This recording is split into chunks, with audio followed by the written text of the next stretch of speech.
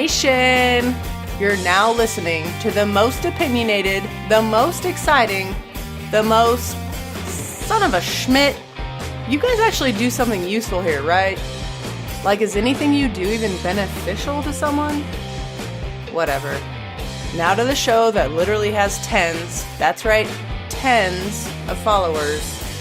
The show that brings the Ozone Radio Network to levels of mediocrity that only Michigan fans would know. This is the Sons of Schmidt, starring Mike Meals and Brandon Zimmerman on the Ozone Radio Network.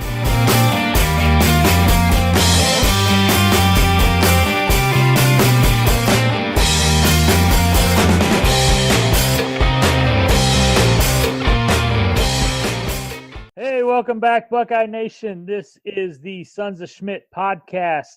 I'm your host, Mike Meals. Joining me, as always, is my good buddy, Brandon Zimmerman, my co-host. What is going on, Brandon? What do you know? How are you doing, Mike? I'm doing good over here. Recovering. Yep. So as you can tell, my voice is still a little bit gone from Saturday. It's a lot better today. What happened on Saturday? Oh, I got into a shouting contest with a 5-year-old. Yeah, and who won? Not me. It figures. You can't put it past those kids, man. They'll beat you with experience, you know? They do. Yeah. So this is season 3, episode 14, and we are celebrating a Big East championship. Wow. We are celebrating a Big Ten East championship. Let me get that corrected real quick. Obviously, Ohio State knocks off Michigan this weekend, 62-39. It was a thumping. Going into this week, playing for the Big Ten championship against Northwestern, who's ranked 21st by the AP and coaches polls. They managed to slip a little bit in the college football playoff rankings because apparently beating your rival is a reason to get dropped, as we've seen in the Big Ten multiple times. Ohio State enters the game 11-1, 8-1 in conference. Northwestern is 8-4, but they are also 8-1 in conference. The game is Saturday, December 1st at 8 p.m. on Fox at Lucas Oil Stadium in Indianapolis. Initial thoughts as we ring in this yet another division crown for Urban Meyer and the Ohio State Buckeyes, Brandon. Well, without jumping into it too much, just Saturday was awesome. I mean, there was just so much greatness that went into that game, and everything from the crowd to what happened on the field and everything. So I'm excited to talk about this one. I mean, I'm still feeling it. I know Adam Borland and I were kind of messaging back and forth earlier about how we're still kind of on this high about this win. And damn it, there's nobody in the nation that could beat Ohio State in my mind right now. No, absolutely. It was kind of a shocker based on this team finally showing up that we've been talking about. And I know we'll mention that later, but first things first, we always do. We always want to know, what do you got in the glass tonight? Honestly, I forget what it's even called. And I don't got the bottle, and I didn't take a picture. It's like some Boulder's bourbon or some bullshit. I don't know. It's bourbon. I'll give you that much. Well, that's definitely a start, if nothing else, right? It's a ringing endorsement. Yes, good stuff.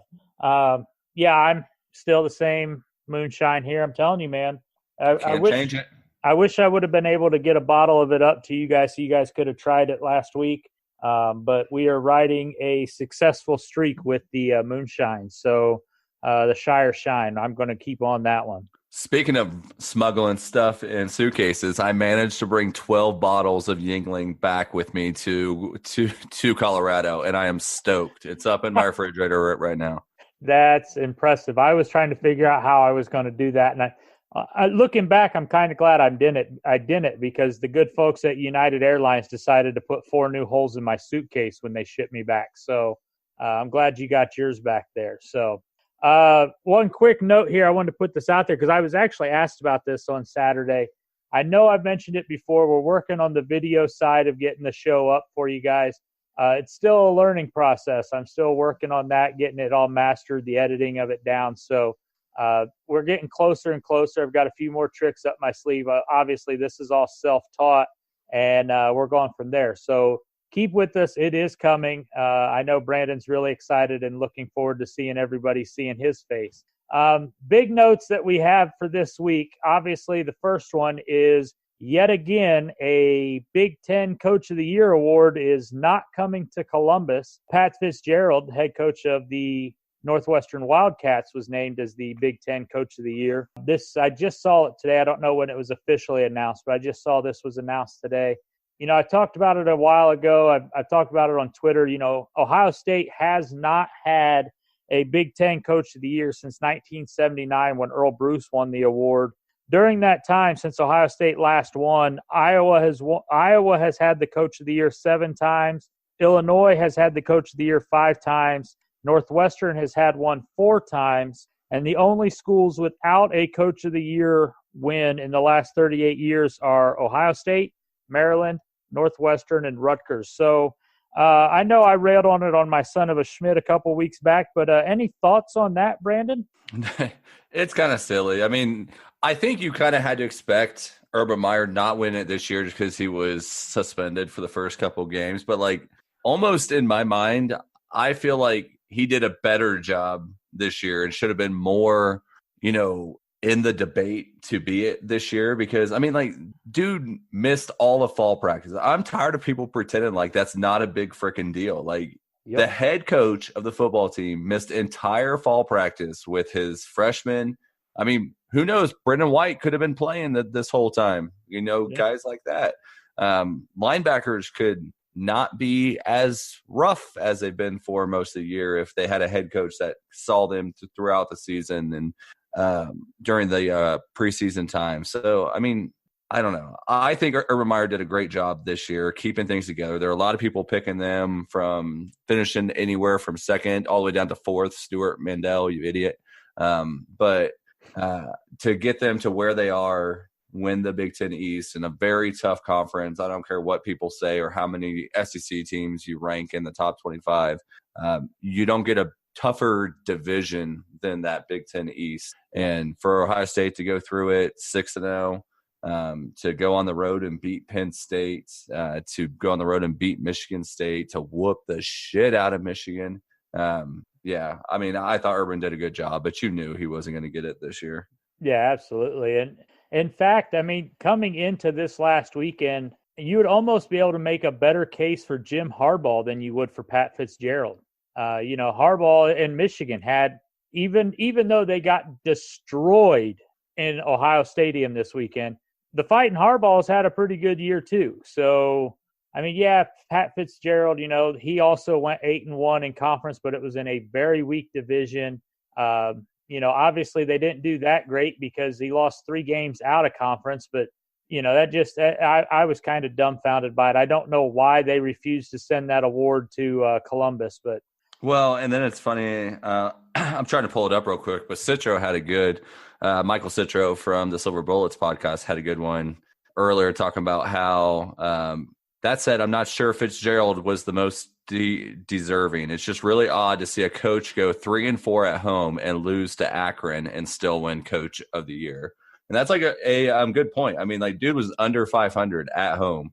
Yep. Lost to a MAC team, a crappy MAC team, and still won Coach of the Year because somehow he, managed to get through the Big Ten West, which it kind of seems like it just is kind of coming down to the Big Ten West. Whoever wins the Big Ten West is Coach of the Year because they are this ball of suck, and whoever sucks less, did a little bit better. So I don't know.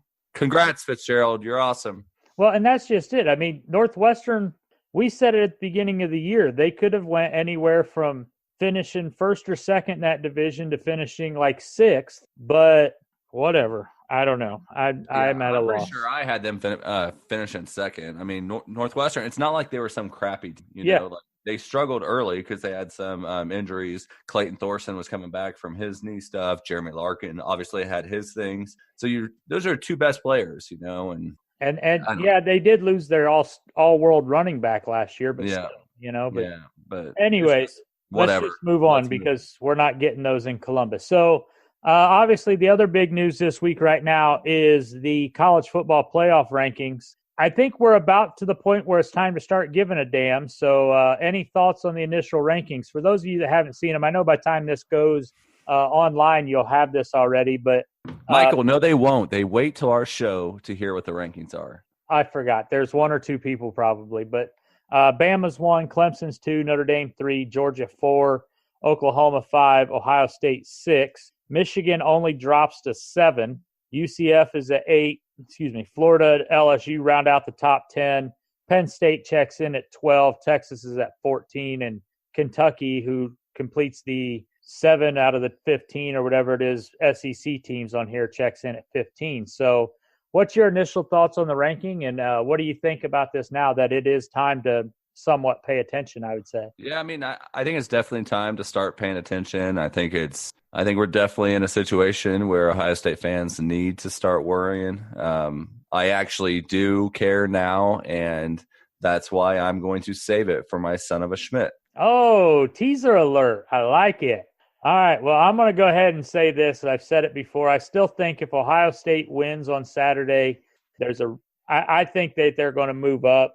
The only way it doesn't happen is if Northwestern just puts a pounding to Ohio State and Ohio State barely wins and Oklahoma turns around and literally routs Texas, then I could see that, because obviously Georgia or Bama is going to lose, and I just don't see them daring to put in a two teams out of the SEC coming in again this year. So, well, and I do think one factor playing in Ohio State's advantage, and they won't come out and say it, and no one's really talked about it that I've seen, but it's going to be very hard for a playoff committee who kind of works on profits, not really on merit type of stuff, to leave out the Ohio State fan base as the 5th team 2 years straight. Oh, yeah. It's going to be really hard to not only face the backlash, but to lose that money, to kind of see 3 of the same 4 that were in last year if the Sooners jump in. So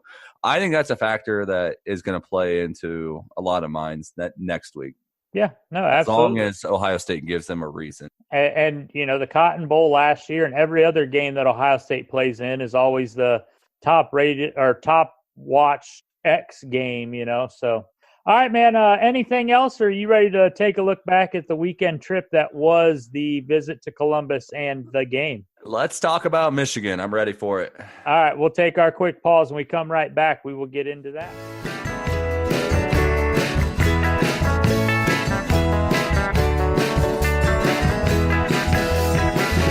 This is the Ozone Radio Network, a Hayes and Cannon production.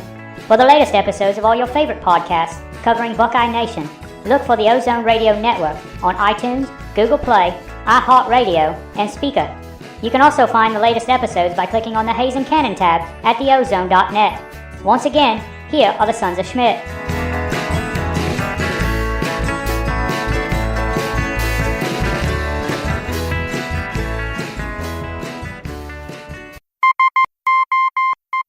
All right, Brandon. So as everybody knows, and we talked about, Ohio State obviously knocks off Michigan 62-39. The game is at Columbus. It was a beatdown that the Buckeyes put on from the start.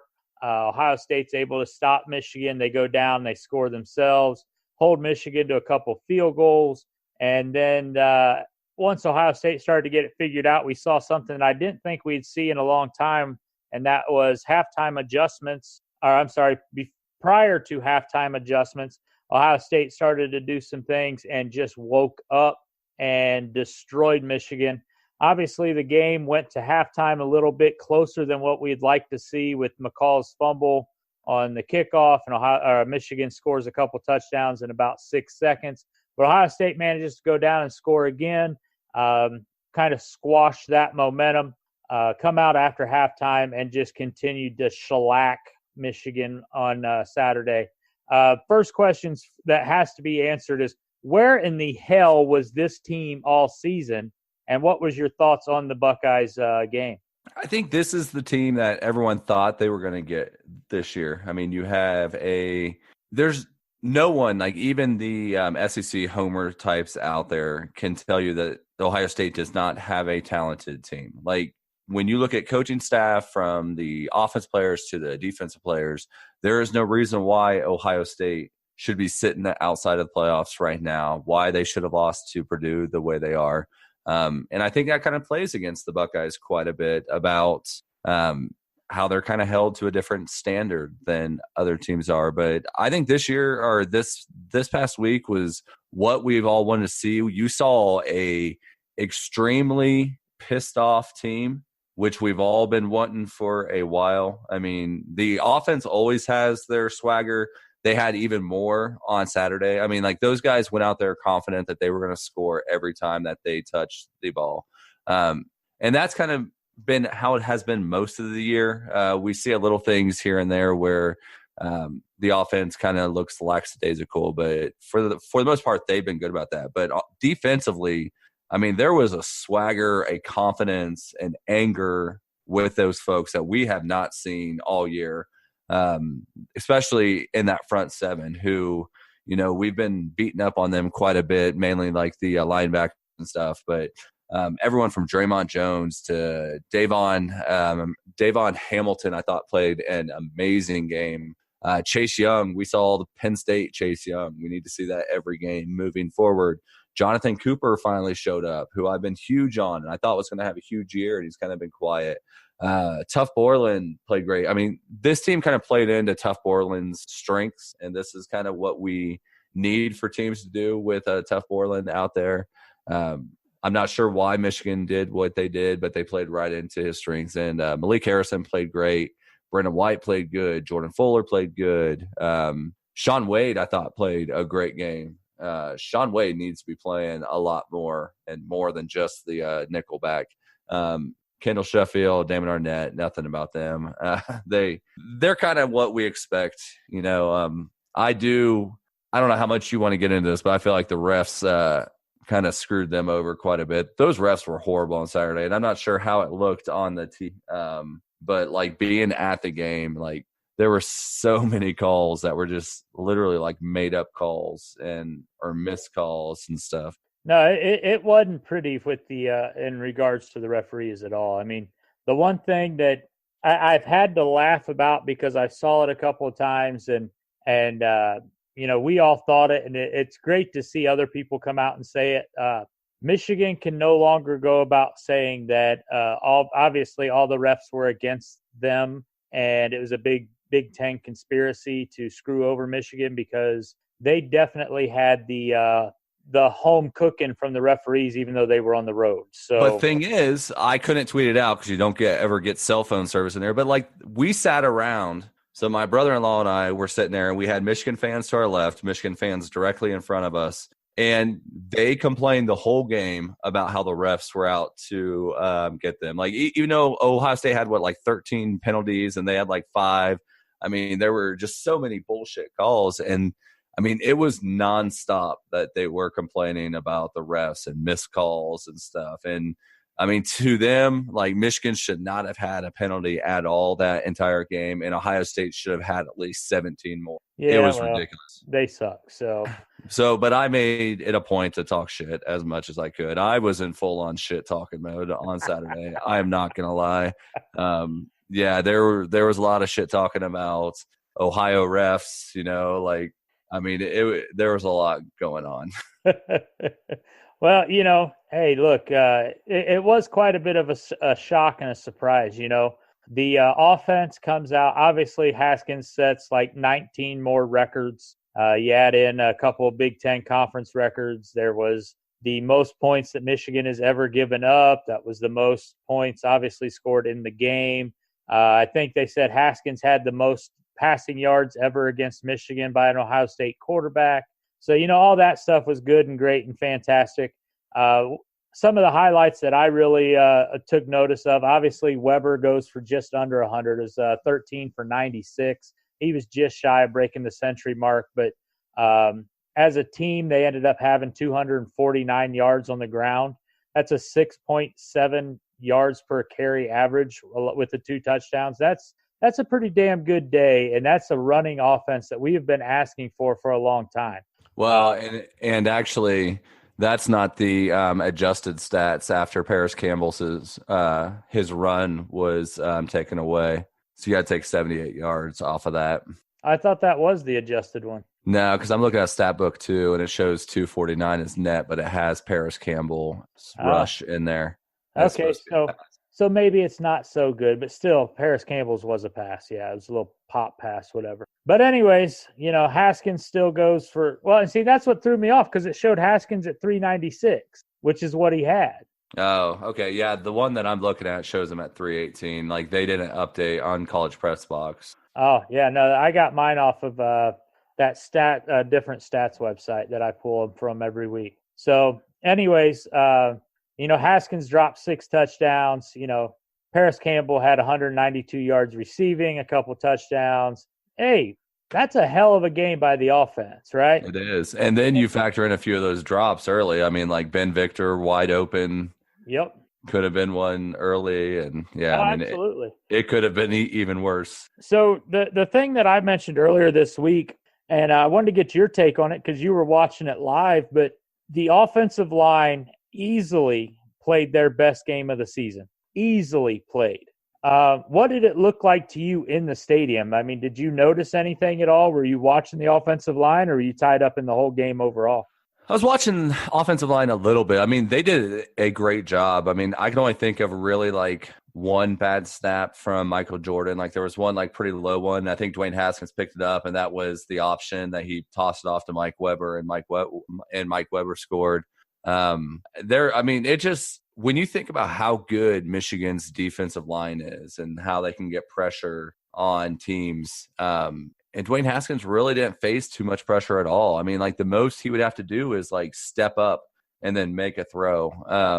I mean, you've got to give a hat tip to that offensive line, just how good they looked facing the team that they did. I mean, it would be different if that was against like Oregon State or something. But I mean, that was Michigan, and we all love to talk shit about them and stuff and how bad they are. Oh yeah, number 1 defense and all that. But they are a very good defense, and they're very talented up front, especially in the front 7. And Ohio State treated them like they were the best offensive line in the nation, and that's not something that we've really seen too much this year. No, absolutely. It was quite a surprise. So, it makes me go back to my question when I started this segment. Where the hell has this team been all season? So I'm hoping this is the confidence builder that they needed. I mean, seeing them after the game, seeing them, since then, and I think there's a confidence in this Ohio State team that we have not seen all year. Yep. No, absolutely. You could definitely just see it in the way that everything happened, the way people moved, the way people walked, the way Shaun Wade lays somebody out flat and just kind of stands there and swaggers over him a little bit, right? So it was definitely something new. The defense, you mentioned a little bit about that. They held Michigan to 161 yards rushing, 240 yards passing. Again, a fantastic game plan and execution by the Buckeyes, the staff, the whole deal. There were a couple things that sucked a little bit. Obviously, we have a couple defensive backs that forgot that this game was important and decided they didn't want to play, and they're not exactly receiving the most love in the world, and rightfully so. But, overall, the defense played a hell of a game. It was great to see them step up. That was the defense that we were expecting even when we had Bosa still on the roster. What was your thought on the Ohio State defense and what they did against the Michigan offense? A big thing that I really noticed more on Saturday, and I talked about it last week on the show, is just something that we hadn't seen from them, is the gang tackling mentality type of thing. I felt like we'd been missing that. And then you go out there Saturday against Michigan, and all 11 dudes on that field wanted to make every tackle. I mean, there was no standing around. There was nothing like we saw with like Purdue, where a guy would go for a tackle, miss the tackle, and then everyone else just standing around because they think they're going to get it. I mean, guys were going there to hit people on Saturday, and I think that's what we need from this defense. Malik Harrison, I thought, played probably his best game as a Buckeye. He's just such a dynamic force with his speed, and he kind of has a nose for the ball. Tough Borland played great. Pete Werner, once again, for like the 12th straight week, I didn't think of one play that he made the entire game, but I can't think of any time he screwed up either. So at least he's got that going for him. Like I said, Chase Young played great. It was really good to see. And Shaun Wade's hits and his, swagger was much needed for that defense. Well, and I thought it was really nice also seeing Jordan Fuller get himself an interception against Michigan. That was that was kind of a nice, heartwarming moment because he really has, as much as Ohio State has been missing it this year, he's really been the heart of the defense, and he's kind of been the the one person you could always rely on. So I like seeing him be able to get himself a pick against Michigan, and he can put that one up in the trophy room and roll with it. So. Yep, and another guy real quick, I thought Dante Booker played really good. I noticed it more early. I think he was in second series. I played early. I don't remember him too much later on in the game, but I remember he was in second series and he made there were two really good plays that I remember kind of back to back where he kind of read the running back and cut him off outside, and I thought Dante Booker played good. It was good to see him do that as a senior. Excellent, yeah, for sure. So taking a quick look here, and once we go through the over-unders, what we had as our keys to the game to remind everybody, I want to get a couple little more thoughts on it before we take our break. But so first of all, the first thing that we were looking at was Haskins at 60% completions. Got the overs at 64.5. Rushing yards, we set that at 150. Obviously, Ohio State was somewhere between 175 and 249 as a team, depending on what stat book you go by. Any receiver getting 100 yards, obviously Paris Campbell went for 192 with his big pass run play, whatever you want to call it. The defensive line, we were looking for 2 sacks. That we're going to call that one a push. Landers and Cooper both got one, and actually Harrison is credited with a sack. So as a team, they got 3. Any linebacker with 10-plus tackles, Tuff Borland is credited with 10 between his solos and assists, so we're going to call that a push. The defense getting 1 turnover. They actually had 2 interceptions, so we got the over there. And then Drew Chrisman at 46 yards per punt. He was under at only 40.3, but it's not like they were bad punts by any means. So obviously, the keys to the game, they came back, and that's what Ohio State needed to do. It's kind of what we said from the get-go. So the things that they really needed to take care of, they were able to take care of, and that's what you want to see. You want to see overs on all of those, push at best, but over on all of those. So that was pretty good, and it definitely was an aid into the beatdown of Michigan. Now, that being said, before we go one step further, any last things that you want to mention about the game, the play of the game itself? Because I got another question for you I want to go to next. No, I mean, it was very unfortunate to see Demetrius Knox go down second to last play of the game. I mean, I have personal reasons, but I feel like there were some senior offensive linemen that probably could have been in for the kneel down to get them their first action. But you didn't do that, and instead your starting guards out for the season. So there was a bad part about that. Yeah, absolutely. It is too bad. And yeah, it sounds like he's done. So, speedy recoveries to Knox and moving forward, I hope Ohio State's able to replace him. So now the one thing that we like to do on the show is we've done every other time that we've went somewhere. Obviously, we were both in Columbus. It was kind of ironic. We haven't seen each other face to face in about 3 years, even though we talk every day. We text message multiple times a day. It's hardly a week that goes by that we're not, texting or something at least 5 or 6 different days out of that week. But we get together. We got down, did some tailgating, met up with some friends, hung out at the varsity club, got to see some of that stuff, got to see some family and whatnot. It was a great weekend. But what was the highlight of the weekend itself for you, and kind of recap your trip for everybody, man? Well, the highlight of my weekend was getting to meet up with my fellow Ozoners on Friday night. So that was a big part of it. It's okay. You can claim that. I will let it slide. Okay. It's cool. Yeah, no, it was a good trip. I was in Ohio for 7 days, and I mean, I love y'all, but 7 days is too freaking much to be in Ohio, and it was gray and gloomy every day of the week, and I'm just glad to be back in Colorado. And then while we were back there, we found out where we're moving to next. So I'm super stoked about that. So I'll get to move back to Hawaii, where I don't have to worry about gray and gloomy clouds. family's very excited about that. But then, yeah, so Friday night we got to meet up with all of the Ozone staff, or most of it. Most of them, yeah.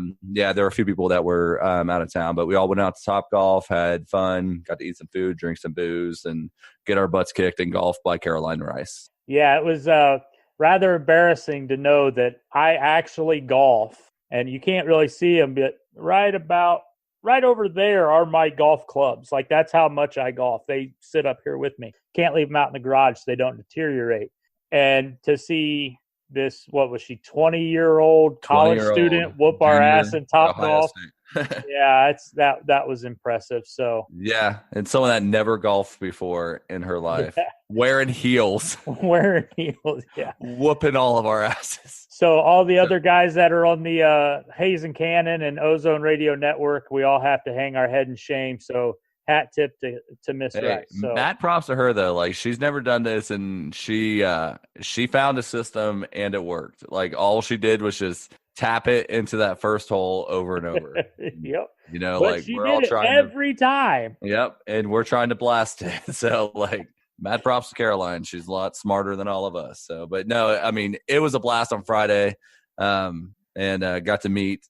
I mean, really, outside of you, I don't think I know anyone face to face from this staff. I've met Shannon a few times, but I think you two are about it. So, I mean, meeting Chip, who we've worked with for years now, was great, and Chip's just as awesome as you would think he is. You know, Adam, who joined us this year and has, I mean, been dominating the riding game. It was fun to meet him, and even though he's like 14 foot tall. Yeah, he definitely is a lot taller than I had in my mind.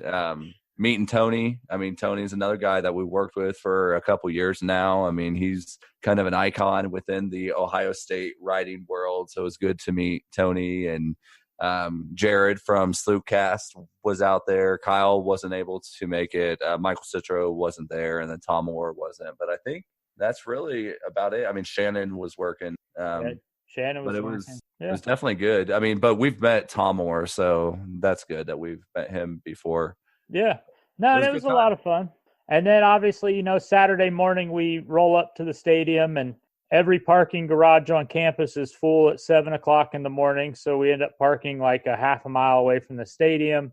Went over to the varsity club. It was great seeing a couple of your aunts and whatnot, and your cousins and those kind of people. And so, yeah, it was a good time, man. We got to hang out with a lot of people, had some real homemade Buckeyes. That was the key, you know, to the trip there.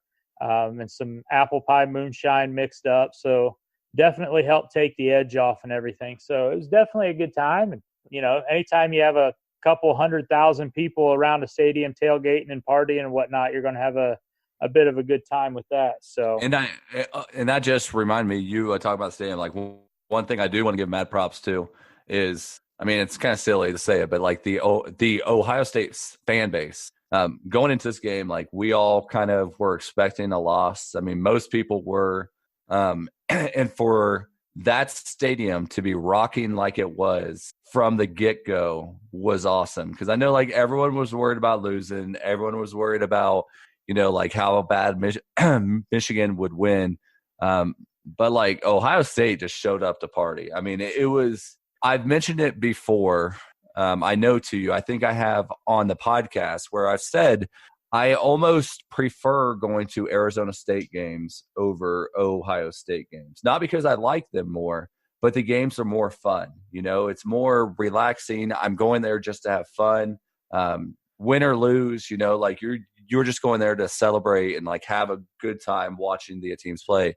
With Ohio State, like, we've got such a dominant kind of tradition that you go there expecting a win. And if anything less than that happens, or if it's even semi-close, it almost becomes like a funeral type of atmosphere.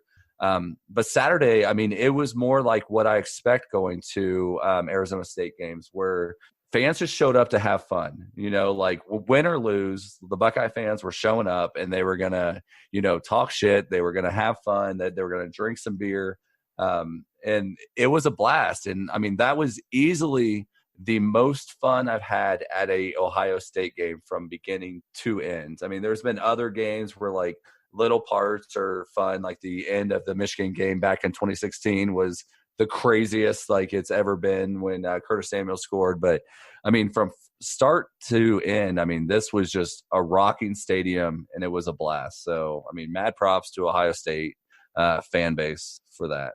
Yeah, and I just want to go ahead and put this out there because, one of the other things is Ohio State has a certain segment of fans that have been deemed to be less than ideal, almost Penn State level fans. And what I can tell you is having been at Ohio Stadium in 2002, when we beat Michigan for the trip to the national championship game, there were things tailgating that day that I still will not forget. It started 7:00, you'd see a Michigan fan walk by and people were booing and yelling obscenities. 7:30, 8:00, you'd start seeing like Buckeyes getting thrown at them.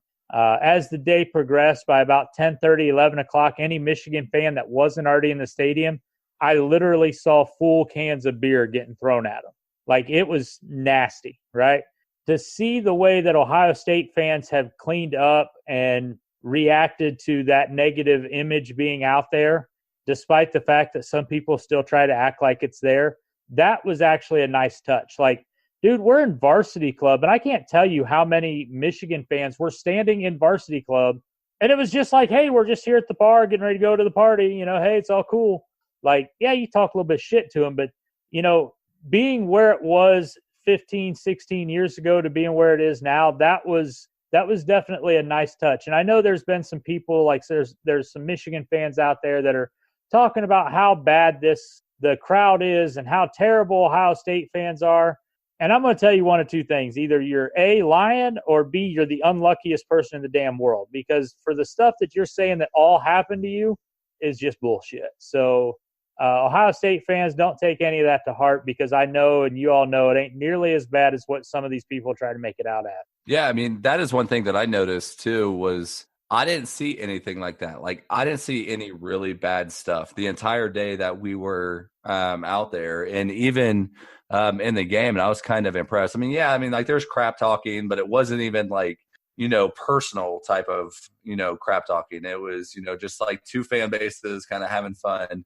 But then I saw like there was some tweet thread about some like old dude that's like a photographer or something. Yep. And like he had like all this crap that he was saying. And it's like, dude, you've got to be making this crap up, because oh yeah, outside the stadium, like I didn't so much as see one person yelling curse words at a Michigan fan, like I didn't see any of that stuff. So, he's coming up with all this stuff. Like the only thing that I thought was funny, like he brought up like when they were honoring the seniors of the cheerleaders, and it was like the discuss. Like the announcer was having fun with it, like from, whatever. I can't even like Ann Arbor, Michigan, like it wasn't, it wasn't anything bad. It was just, and he brought that up as a bad, like it's just, so yeah. I thought everyone did great. Yeah, absolutely. All right, man. So now that the regular season is over, and Ohio State's getting ready to go to Indianapolis to play for a chance to move on to either the college football playoffs or the Rose Bowl. Any last thing you want to get on here before we take a quick break and look forward to Northwestern? I thought it was really awesome that Ohio State scored 62 points on Michigan while only having the ball for 24 minutes. Like, that is awesome. Yeah, I'll take that. Yep, 24 minutes. Compared to Michigan having, 35 and a half minutes. Total plays, they only needed 67 total plays to put up 62 points. Come on. Yeah, that's a pretty good average. Yeah. And really, if you think about it, it could have been like 68 and scoring 68 points if they wanted to score there at the end. And I was praying, like I wanted so bad just to smite Tom Moore for them to score and go for fucking 2 at the end of that. They score 7. Buddy.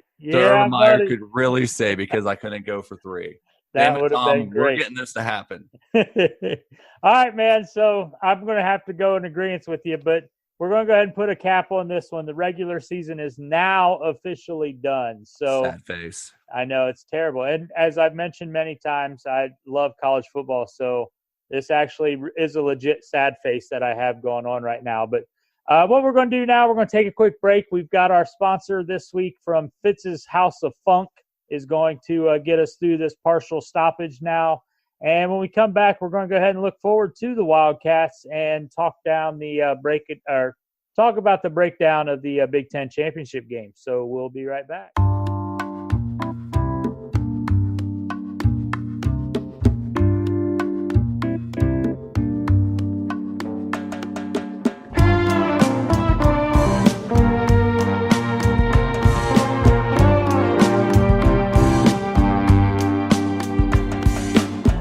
Hard, hit 'em low.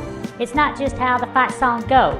That's what we do here at Fitz's House of Funk, your number one destination for college funk in the northern Chicago metro area. It doesn't matter if you want to spend the day on the shores of Lake Michigan or crushing old style in your mobile home. Fitz's House of Funk will get you the sound you're going for. Specializing in sound sampling everything from Gene to Darnell Autry, we can hit softer than a marshmallow thrown into your tuba. And we don't mind if you want to put ketchup on your hot dog, as long as you're getting funky. You do you. Celebrate your one postseason dance appearance however you want. Just make sure you get down. Fitz's House of Funk, providing the soundtrack to being a lovable loser.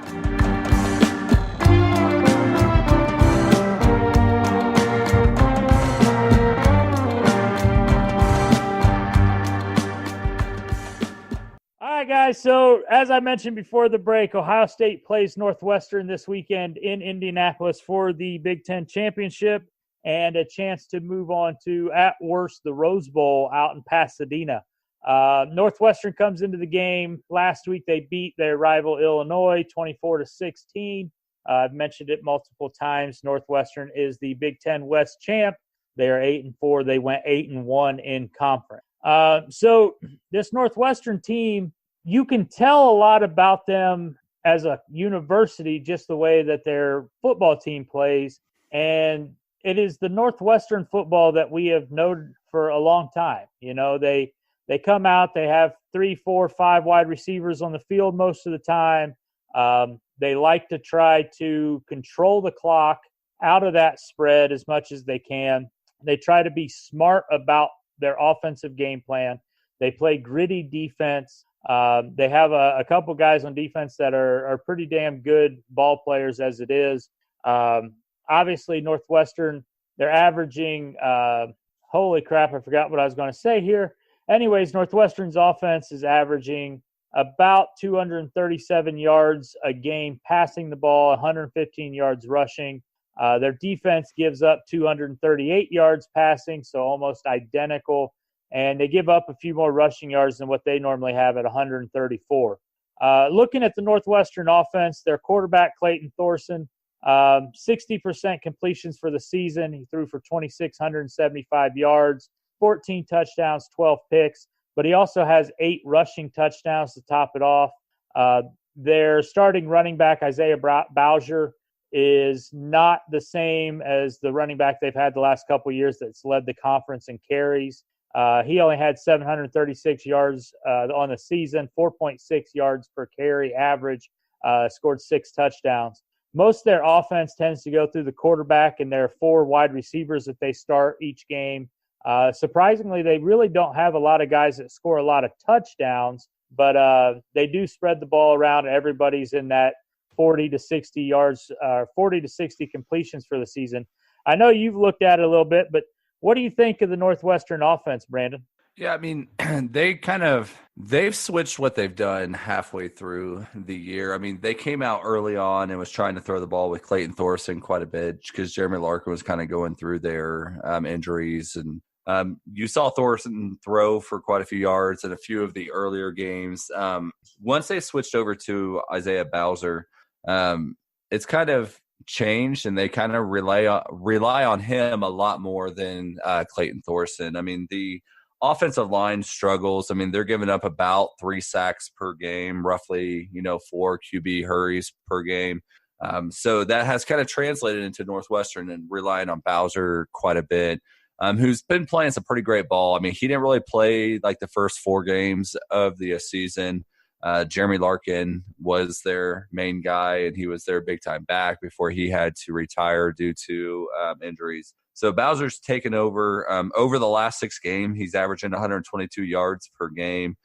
He did have 93 yards against Notre Dame. So they've been relying on him quite a bit. On the flip side, like I said, they switched. They've kind of relying on Bowser to kind of get that offense just enough points and relying on their defense to stop the opposing team. But you got Clayton Thorson, who has thrown for less than 170 yards in 5 of his last 6 games. He's thrown for 200 or less yards in 8 of the 12 games this season. So it's not the same kind of Northwestern that we've expected in the past where Clayton Thorson was just throwing for all kinds of yards. I think they even had that one a few years back. Was it like Austin Carr who caught like 47 passes? I'm against the Buckeyes the one game. So, yeah, I mean, it's a typical Northwestern offense. I mean, they're going to try to just milk the clock as much as they can, keep the ball out of the opposing team's offensive hands. Their goal, like you were saying, I mean, they're scoring 23.7 points per game. So, I mean, I think ideally Northwestern would like to be in that 20 to 25 range, and they're confident that their defense can hold most teams under that. Not this. Yeah, this week it's going to be a bit of a change.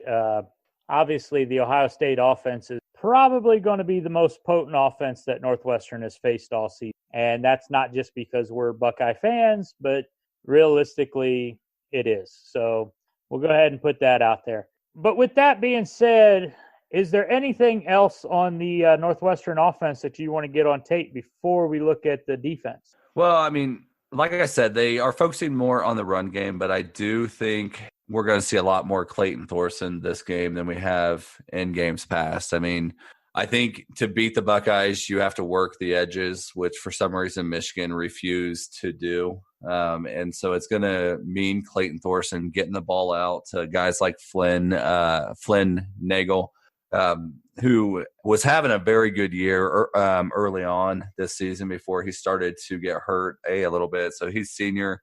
There was 3 times early on this season that he had 10-plus catches. Then the injury bug started to happening, and then he's only had 8 catches over the past 5 weeks. So I wouldn't be shocked if they really went after Nagel, especially if like Sheffield's on him and getting Clayton Thorson the ball downfield a little bit more and not solely relying on Bowser, because you can't just rely on a true freshman to pound down the Ohio State defense. Even McFarland, when he was, running at will, kind of got locked up the last 3 quarters with Maryland. So as much as, we're focusing on Bowser and we know Clayton Thorson, but they haven't thrown the ball, I think this week we're going to see a lot of Clayton. Well, and the thing that's going to work against Northwestern in that is they really don't use a fullback. So it's going to come down to their 5 offensive linemen and the running back to make the noise because, like I said, they start 3 wide receivers and a split back kind of a guy who's like that he's kind of like that. Yeah. Chris Cooley, fullback, tight end type of guy. So, yeah, I mean, he's 6'3", 237. So, like, he's got some size, like kind of fullback-ish. But he's more like a small tight end. Yeah. Is what he is. So, kind of that H-back kind of a thing. So, yeah, it's going to be a lot of pressure on them. And I just don't see Northwestern being able to beat down the talent that is Ohio State's defense. But with that being said, when Ohio State has the ball, Northwestern, I mentioned it a little bit ago, they give up 238 yards passing. Expect that number to go up after this week. They're giving up 134 yards rushing. I would fully expect that to also go up.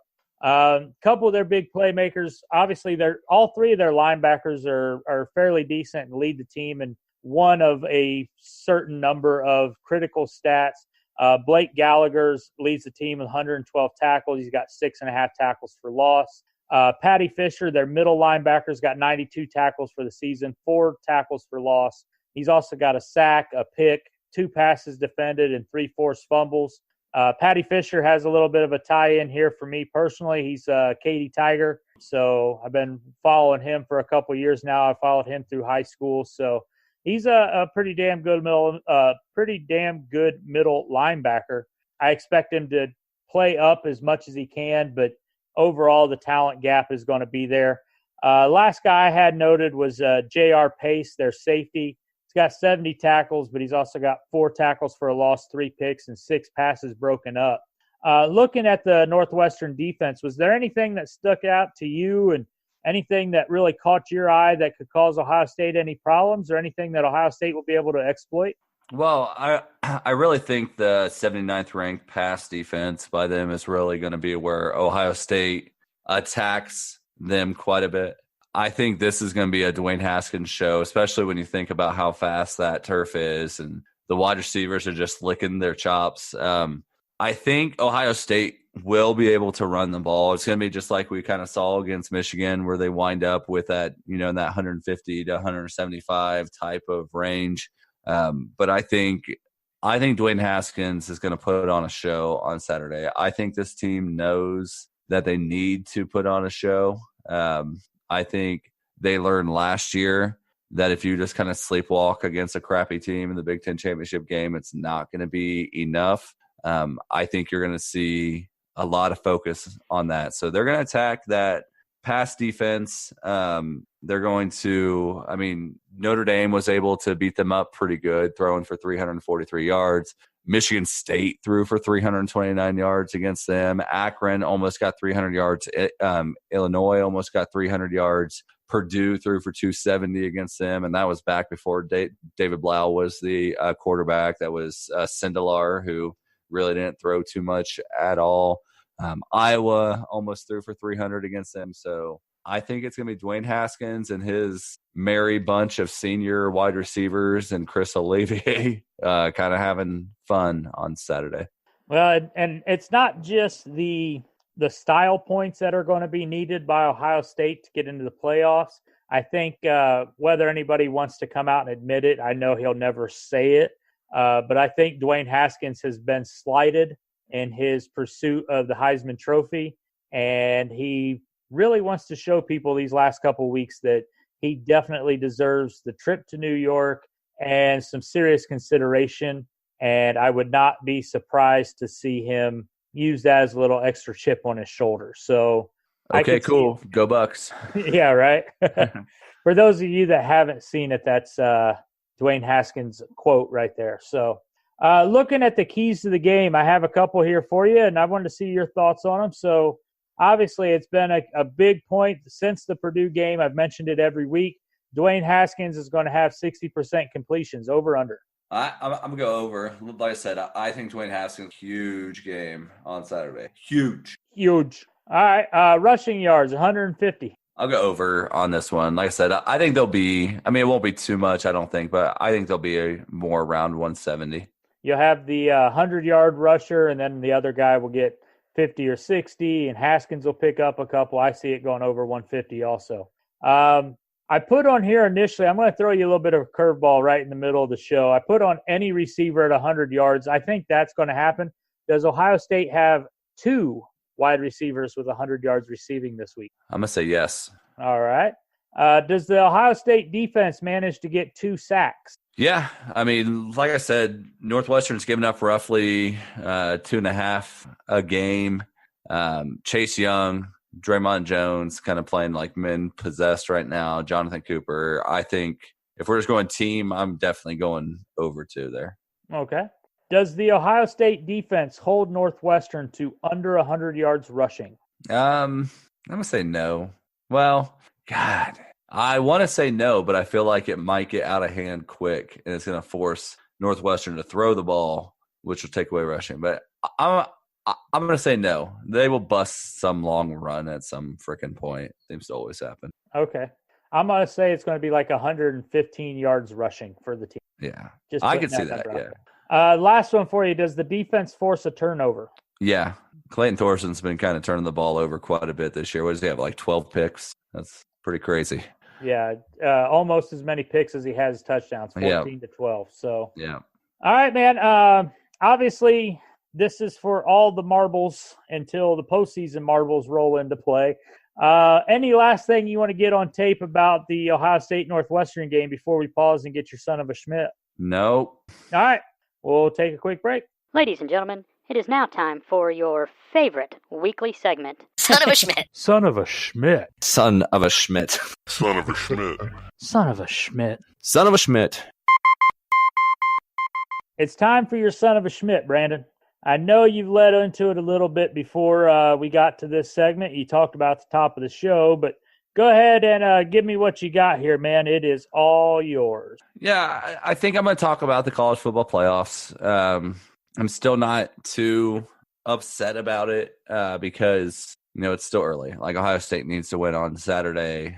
Everything can play out how it may. But I think it definitely is getting to the point where you have to wonder if Ohio State's being held to a higher standard than other teams. I mean, you look at Ohio State, like they keep on focusing on the Purdue loss, which was a horrible loss.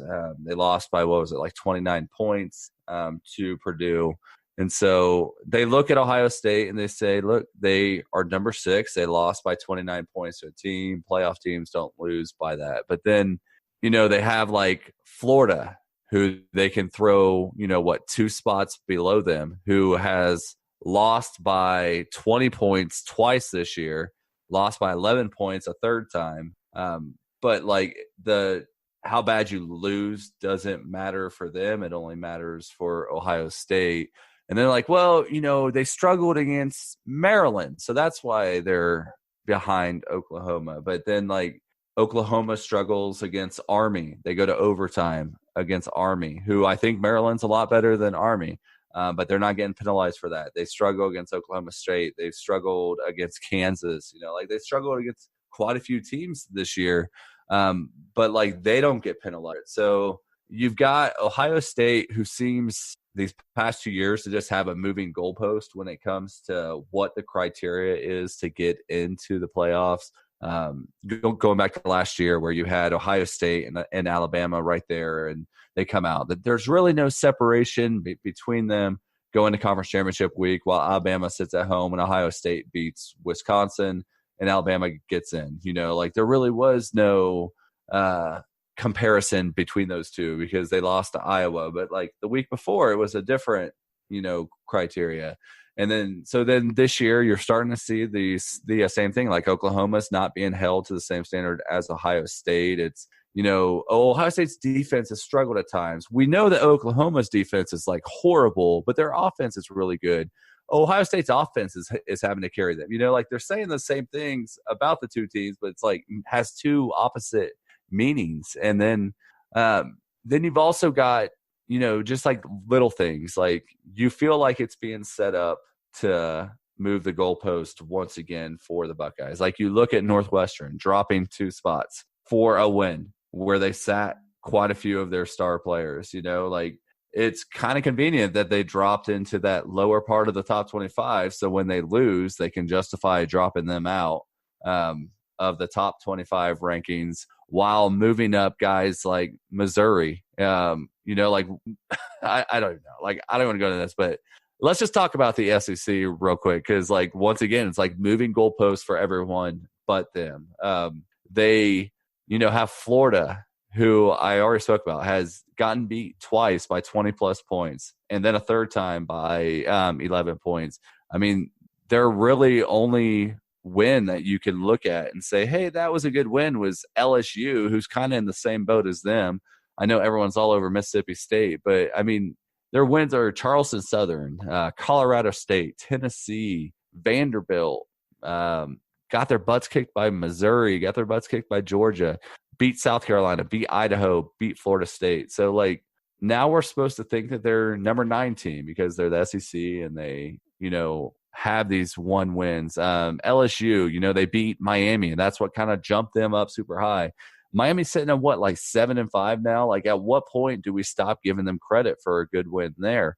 Because they're not crediting TCU anymore. No, even though like Miami just sucks. TCU like lost like what? They have like 35 people hurt. They're down to like their 8th string safety. Starting quarterback's out, their best offensive player. And don't even get me started on that because I'm tired of them fucking saying that it was a neutral site game. Like this was what, like 17 miles from where TCU plays. I mean, yep. Don't even go in there. beat Auburn, who at the time was top 10. That was another big thing that jumped them up, and they're another really crappy team. Louisiana Tech, Ole Miss, their win against Georgia. I mean, like, they beat Georgia, so that's why they should be up there now. But outside of that, Arkansas, Rice, they gave up 74 freaking points last week. Yep. And but defense doesn't matter to them, Ohio State's, at number 5 or 6 because they gave up 50 something points to Maryland. But we're okay with having LSU at number 9, a few spots below them, even though they gave up 74 points last week. Yeah, I mean, it's just, you can go down that whole list and just see where, the SEC, Kentucky ranked number 15. I mean, Mississippi State still at 18 with 4 losses. A&M with 4 losses at number 19. Missouri in the top 25 with 4 losses. I mean, who is Missouri beaten? Nobody. Well, they beat Purdue. At least they got that. But I don't know. I mean, it's shaping up to be kind of a joke.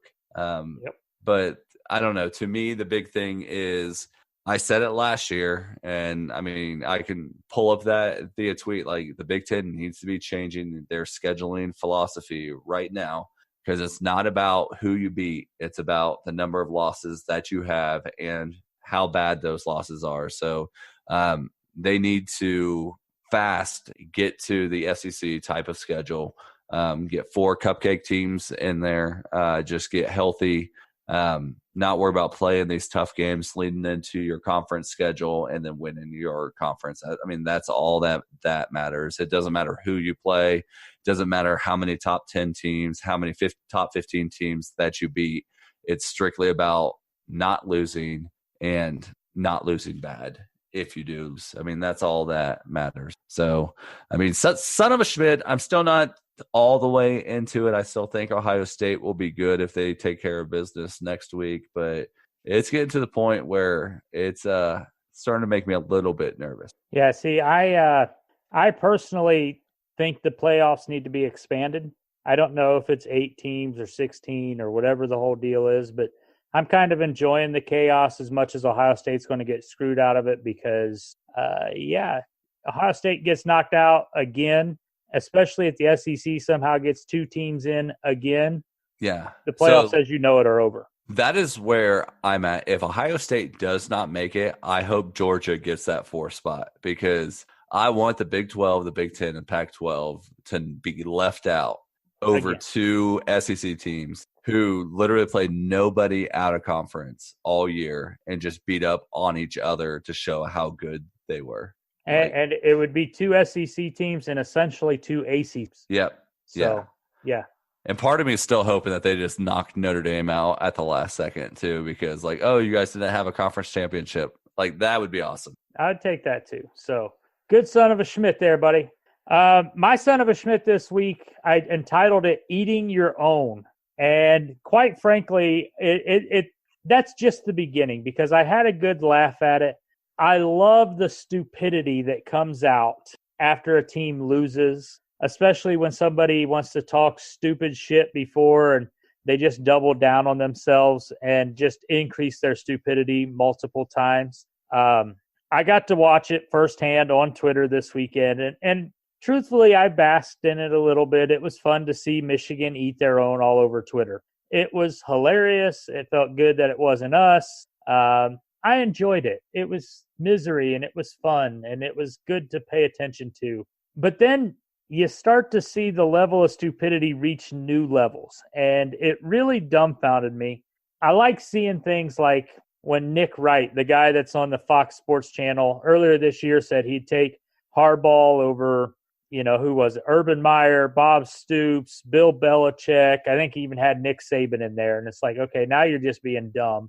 And he comes back after the game and has talked about how good Urban Meyer was. But then you have regular fans that go out there. And I saw something this weekend that I died laughing at.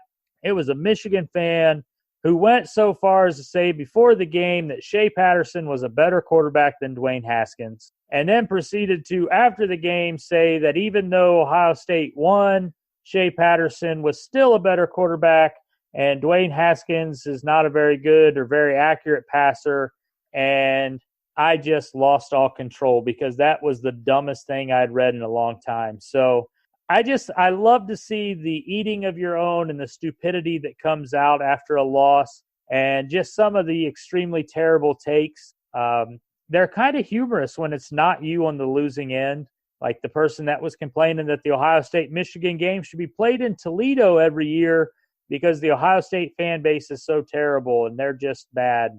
I don't want to tell them about the times that we know of Ohio State fans that have went to Michigan and had bad experiences, but yeah, just kind of fun to watch. It's been great to bask in the glory of it. And, well, quite frankly, it's not overly negative for Ohio State, but that's my son of a Schmidt this week. So, son of a Schmidt.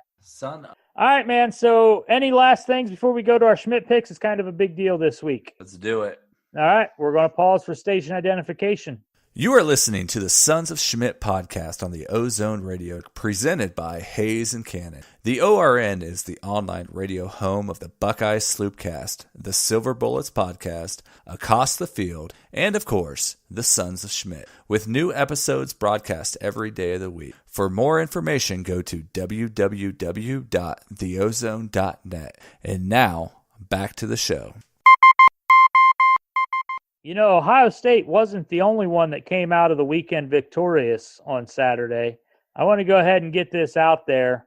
For our Schmidt picks going into the last week of the season, Brandon, I'd almost caught you. We were one game difference between the two of us. As this week goes into championship Saturday, we are officially tied. We've made 53 correct picks and 22 incorrect picks each for the season. Last week, our rundown was UCF, Oklahoma, Washington, Alabama, Clemson, Arizona State. We all had all those ones correct. We actually both took Michigan last week, so we both missed that one.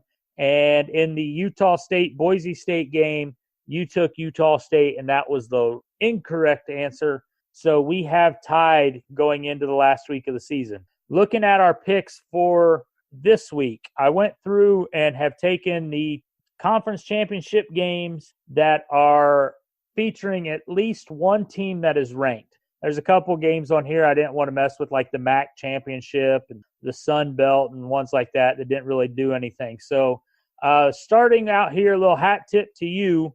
We're going to start in the Pac-12. Number 17, Utah, is technically the road team taking on number 16, Washington, at Levi Stadium in San Francisco. What do you got in this game? Without a doubt, I think Washington's going to win this one. I think they finally have Myles Gaskin back healthy. Utah's not, so Washington. Yep, I'm taking the Huskies myself. So the Big 12 championship game, number 14, Texas, at number 6, Oklahoma. This game is also being played in Arlington at Cowboys AT&T Stadium. It's rematch of the Cotton Bowl. It's the only game Oklahoma lost this season. I know we all want Texas to win, but what do you see in this game? I don't know. It's part of the reason why I'm not really too worked up about it yet. I think Texas is going to win. I've watched Texas quite a bit this year. A good friend of mine is a Texas fan. Like, he comes over to the house. We watch him. I think Texas has a good enough defense to slow down Oklahoma's offense, just like they did the first time that they met. I think that Sam Ehlinger is finally kind of healthy. I think Tom Herman does good in big games. And I think Texas will be able to score some points on Oklahoma defense that is just reeling right now. And I think they'll be able to stop Oklahoma more than Oklahoma is going to be able to stop them. So Texas. I'm actually a little surprised. I thought I was going to be able to pull this one off on you. I'm taking Texas in this game also. Oklahoma really probably should not have lost the first game that they played this year, but Texas is playing pretty decent football right now. And you mentioned it, their quarterback's playing well. They got two really good wide receivers, and Texas's defense is still better than most of the Big 12 defenses. So I'm going to take the Longhorns here also. In the American Conference, Memphis travels to Orlando to take on number 9 UCF. Now, we mentioned it already. UCF starting quarterback had one of the most gruesome knee injuries we've seen this year. But what do you got in this game?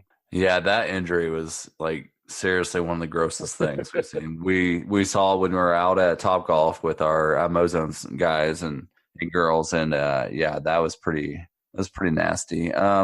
it'll be interesting to see how UCF bounces back from this. I know the backup came in and played pretty good on Saturday after Milton went down, but I'll be curious to see like how he does with, full week prep going into championship game. I mean, I know we've seen it with Cardell Jones. Like he came in and dropped 59 going into a conference championship game. But I think UCF will win and maybe a little closer. I don't know, but Memphis plays them good in the conference championship games like every year. But I'm going to stick with UCF. Yeah, I think overall UCF is a better team.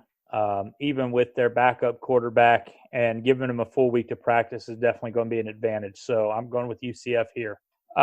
Number 1, Alabama, and number 5, Georgia in Atlanta for the SEC title. Who do you got in this one? Yeah, I'm going to stick with Alabama on this one. I think Bama's got a pretty darn good team this year. Yeah, we'll copy that one. So next is, I don't quite understand how they get these, but number 2, Clemson at 24, Pittsburgh in Charlotte for the ACC championship. Yeah. I would love to see Clemson lose, but like there's no chance. Not going to happen. Pittsburgh is like a really bad team, and I don't know how they're even ranked. That's like a lot of teams. There's a lot of teams I don't know how they're ranked. So I think we just need to get rid of a top 25 poll and just have a top 10 poll, and that's it. Okay. Cut down on a lot of this nonsense because I feel like 10 you've already done your Son of a Schmidt. I'm done. Sorry, but I feel like 10 through 25 is just like a mismatch of shit that you're trying to like not get everywhere, and like just do top 10 and like go off of that. There you go. I just solved everything. Way to go. Did I actually make a pick? I think Clemson. We both said Clemson early. Okay. Yeah. Clemson. In the WAC, Fresno State goes to Boise State, who's ranked number 23rd. This game's in Boise.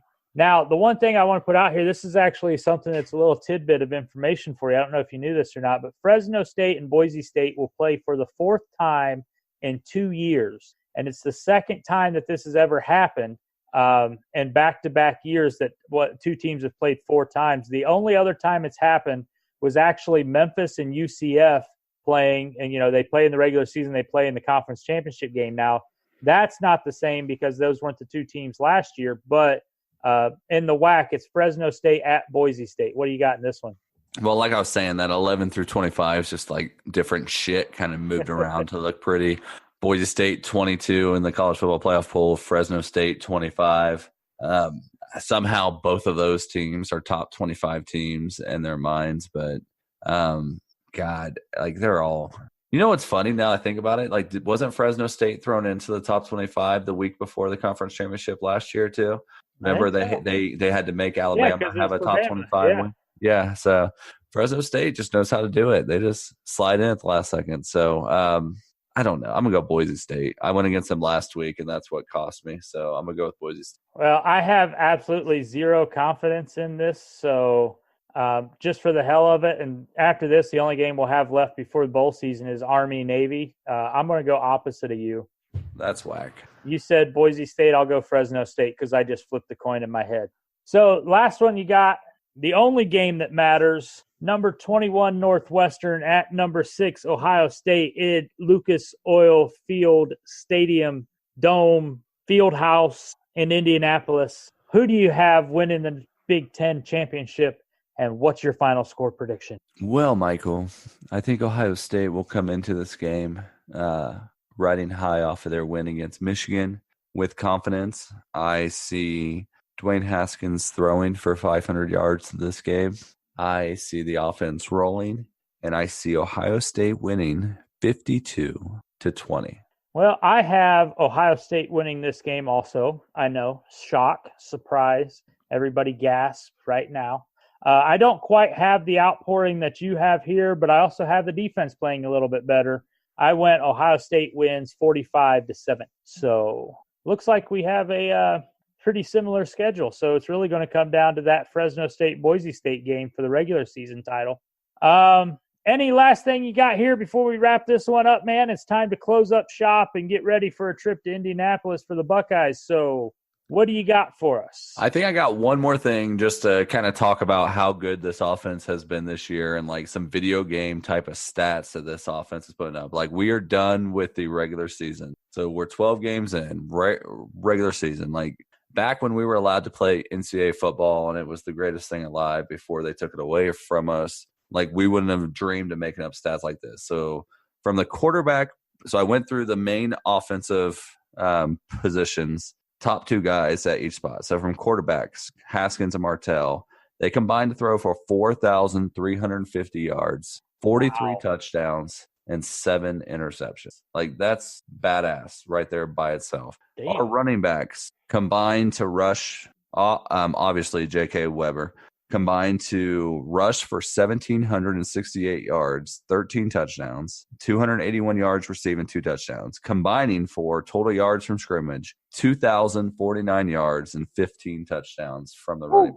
The H-backs, KJ Hill, Paris Campbell, finished the regular season 138 catches, 1,726 yards receiving, and 17 touchdowns from the H-back spot. Yeah. 17 touchdowns? Our ex-wide receivers, Mac and Victor, and I threw Olive in there too because Mac went down. 50 catches, 736 yards, and 7 touchdowns, which is respectable. Y, McLaren and Dixon, 64 catches, 1,104 yards receiving, and 15 touchdowns. Like, come on. I mean, like, we got to start giving this offense some props, but yeah. Yeah, it's pretty impressive. So regular season done. I'm big into those projecting stats, and after the season, like after next week when we get into like the bowl season, we can kind of go back and look to see how close I was on some of these, because I haven't looked yet, and kind of looked, but I'm all about that. So just had to throw that out there with the regular season being done and just like the video game stats that Ohio State's throwing up this year. Okay. All right, man. So the last thing I want to get from you before we go, same way we've ended the show last couple weeks. We both took Ohio State to win this game.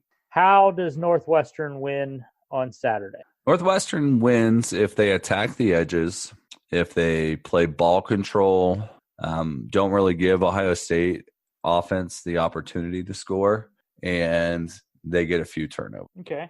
Yeah, I could see that. I think the only way Ohio State loses this game is if they are still amped up and emotionally charged from Michigan and don't prepare mentally for Northwestern. Northwestern comes out, just like we said against Maryland. Northwestern comes out, punches them in the mouth, and as the game progresses, it's a lot tighter than anyone had expected, and Ohio State starts to freak out because they didn't prepare properly. Northwestern's going to do what they need to do to move the ball, but I think the only way Ohio State loses this game, it's a complete mental loss. I will say, though, I'm not worried about them looking ahead too much. I know I know for a fact they were watching game tape of Northwestern before the Michigan game. And I know that they respect Northwestern. All right. Well, and there's not a whole lot of teams to look forward to. So no. All right, brother. Any last thing you want to get on tape? Because I'm ready to pack this one up, and dinner is calling. So I'm going to head downstairs. It's great seeing you. It's great. Everybody that listens to us that I talked to this weekend, it's great finally meeting all you guys, not just the Ozone guys, but seeing and meeting some of the fans that are out there. I appreciate you guys paying attention and commenting, tweeting, interacting with us, rating us on, iTunes and all those things. That's awesome. I did get a good kick out of the one guy that told me that he followed the Sons of Schmidt Twitter account and he had to unfollow us because we tweet too much from that account, but then he turned around and followed my personal account, and I just want to tell him he's in for a shitstorm at some point. But other than that, it was a great time. It was great seeing you, Brandon, seeing the family. Tell everyone I said hey and thanks and whatnot. So on that note, let's pack this one up to Indy. Let's go win us a Big Ten championship to add to the collection, and we'll send it on out. So go Bucks. OH. I-O.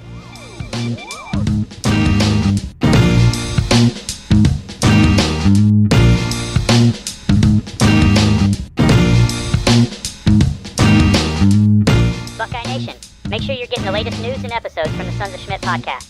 You can like us on Facebook at facebook.com/Sons of Schmidt. You can follow us on Twitter at Sons of Schmidt, or email the show, sonsofschmidt@gmail.com. And look for us on Hayes and Cannon at theozone.net.